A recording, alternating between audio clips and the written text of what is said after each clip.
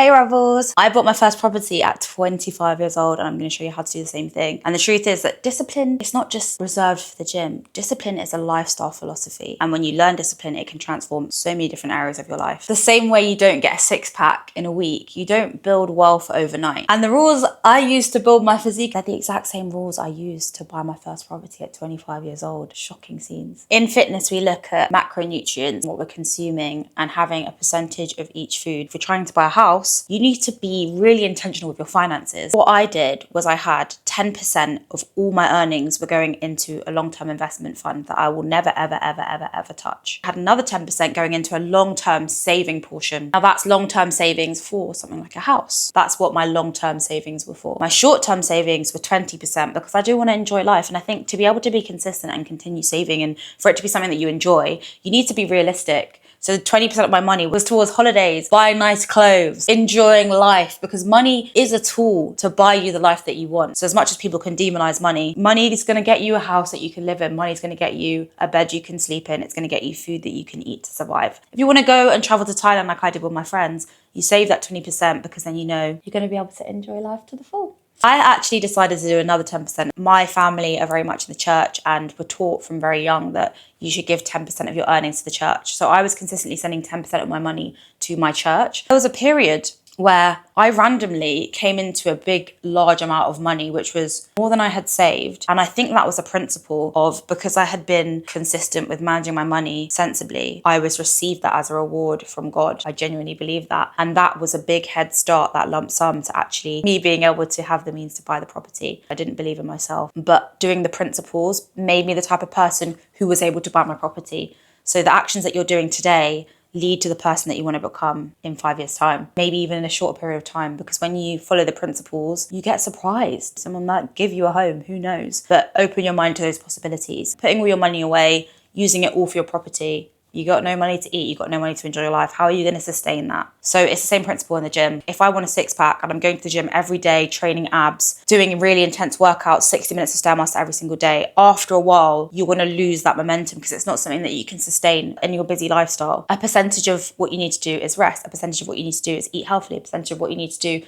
is work out consistently. But it's all about getting the balance and building the principles of somebody who does this for the rest of their life. And these small incremental differences that you make today will transform your entire life. And the craziest thing is that I don't think it matters how much money you're earning. I wasn't earning a huge amount of money, but I was building in the background. I wasn't going out as much with all my friends. I wasn't spending my money on expensive dinners. I lived quite a reserved lifestyle. The rest of the money that was left over after I'd done those things, I was able to do whatever I want with. And that's why budgeting is really important. If your travel costs a certain amount every month to get to work, for example, write that down, document it. And this is what a financial advisor would tell you. And sometimes it is just worth getting a financial advisor. My dad is a bit of a financial advisor, even though that's not his actual career. He had some principles that he learned from in his life and he gave these tips to me. I think the book was Rich Dad, Poor Dad, which goes into detail about how to actually manage your money. But these things make more of an impact than we realize. Now, the second thing that I want to talk about, and this is one of the most important pointers, is that I genuinely had delusional self-belief. And that is not talked about enough because a lot of people live in logic. And I am a logical person, but all the things I've done in my life that I've surprised myself with, I've had to actually believe in myself beyond what I can see. And that is a biblical principle. Having delusional self-belief is actually biblical. And it has got me my property, it's got me jobs, it's helped my Instagram and social media blow up. And I was posting dance videos, living in a different mindset and a different frequency to what I can actually see in front of me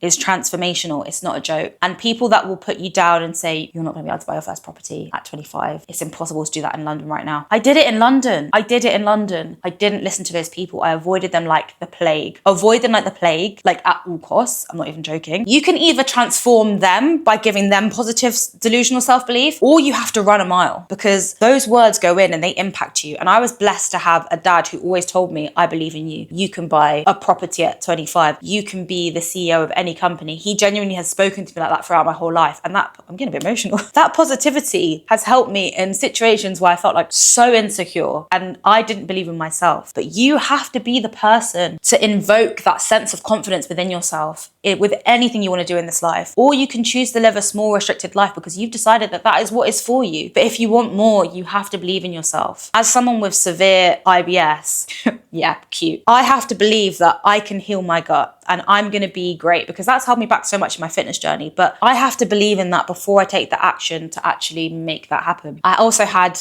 a boyfriend at the time who told me, you're going to buy your first property at 25. I was like, what? No, I'm not. How will I do that? I don't have enough money. I didn't have enough money. But here we are, living in what was spoken over me. As much as that relationship didn't work out and we weren't great for each other, I'm grateful for the relationship that I had, because I might not be in this property now. I might not have got to this stage of my life if it wasn't for that man. So I hate you, but thank you. I'm joking. There's always a silver lining. So cut out the naysayers and surround yourself with people who remind you of what you're capable of. Because the person that buys the property young believes in themselves enough to be doing the things today that get them to that outcome. Because the alternative is that you don't believe in the possibilities, and what you decide to play it smaller, and then you're on a different path. You're on the path of not achieving your dreams. Who wants to not achieve their dreams? Why are we playing small? Not here. We're disciplined rebels. We break the rules. We achieve our dreams. That's a very nice segue into what I want to talk about next, which is the fact that action precedes actually having and attaining the physical asset. Don't just dream about the property you want. Dreaming is important to allow your mind to explore the possibilities of what you're actually capable of achieving. But once you've had that dream, believe in yourself enough to turn that into a physical action. And when you do believe, it does happen. I went to view properties before I had the money. I was actually staying in a beautiful home at the time, and I was embodying this belief of myself attaining a property. I had to will it into being. I went to view properties, I had a look around. I went to some properties that were nice, they were okay. The property that I wanted, which is this one that I'm making this video to you from now, it's a beautiful large 1-bed apartment. I didn't have the money to afford the property. I went into the apartment, I walked around, took in the vibes. I even started to envision where I would have different pieces of furniture. Stood on the balcony, it was a beautiful view, and I was like, this is my home. I believed it before it happened. But that action of actually going, I did actually have to lie, because I had to tell the man that I had more money than I did, which is not necessarily a good thing to do, but I was really determined and so fixated on actually getting a property that I did whatever it took. Within that time period of saying that I wanted the property, visiting the properties, being super intentional about where I wanted to live and everything, I actually got the property. And there was a brief period where I was like, how am I gonna make this additional money? I didn't have a clue how I was gonna do it, but I did it. And it sounds ridiculous, but it happened. God provided. And I'm so grateful. But I had to actually go and view the properties to start getting the ball rolling. Yeah, ask me how I did that. Delusional self-belief. Unfortunately, that is the answer. So if you're holding yourself back by telling yourself you can't do something, just stop. Enough. I want better for you. You need to want better for yourself too, though. But I'm glad if you're watching this video, you got to this stage. I believe that you're at a place where you do believe that it's possible. Once you get your property, make sure you let me know, because it's going to inspire so many other people if you write in the comments, because it's going to happen. We've already decided it's happening. It is the same with the gym, in the sense that you can decide, I want to be a gym girl. You can buy loads of nice sets. I'm wearing Gymshark today. I'm a Gymshark fiend. This is Soft Sculpt. I can't remember which blue it is. I'll write it in the description below, but it's a gorgeous blue colour, and it really is very feminine and cute. My gym girlies. Buy all the gym sets you want. That's a great start. That's a great action to take, to say, my intention is to be somebody who lifts weights and who embraces the lifestyle of self-care, fitness, looking after myself and becoming more disciplined. As I always say, discipline is the highest form of self-love. And then what I did was get a gym membership. That's a great first step. But once you get the gym membership, because I know a lot of people who get a gym membership and don't actually go, step foot in the gym, pick up a dumbbell, use the dumbbell, do a little goblet squat. Even watching videos and tutorials online about how to get in shape, how to transform your body in the gym. You can even watch my leg day video if you want guidance on an easy, quick beginner's version of a leg day. Take the actions to start becoming the person that you want to be in 3 to 5 years today.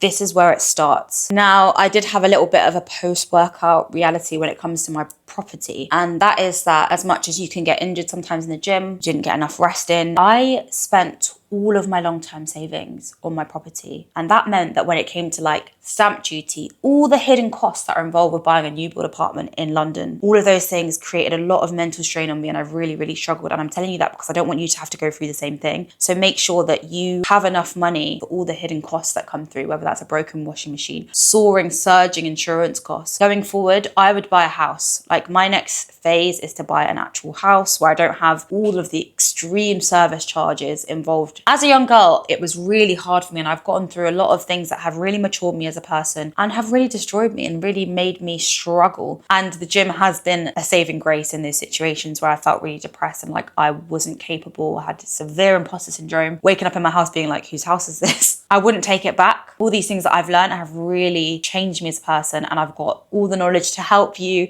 if you want to do it too. But I would suggest buying an actual house rather than an apartment, particularly in London. They might tell you your service charge is 1,000 and something for the first year, but it's going to be more in the future. Anyway, my rebels, this is all about deciding who you want to be and then attaining the discipline to actually reach your goals. The main thing I would say is believe in yourself. Please believe that you can do amazing things, whatever it is, whether it's getting in shape, losing loads of weight, buying your first home. It all starts with you. You're capable and you can do this. I love you.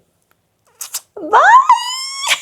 I worked for years as a young girl to be able to afford my place and my home. And I didn't come from a wealthy family. My family, especially when I was growing up, were going through the most financial struggles they've ever gone through. I never even had my own bedroom. So for me, that's why I had so much drive to be the girl that has her own place. And it's important to reflect on that for me, but also it's important to know that no matter who you are, no matter where you come from, you can achieve anything that you put your mind to, as long as you give yourself the opportunity to try and actually surround yourself with people that remind you of who you are and that you can do anything you want in this life. I love you so much. Goodbye.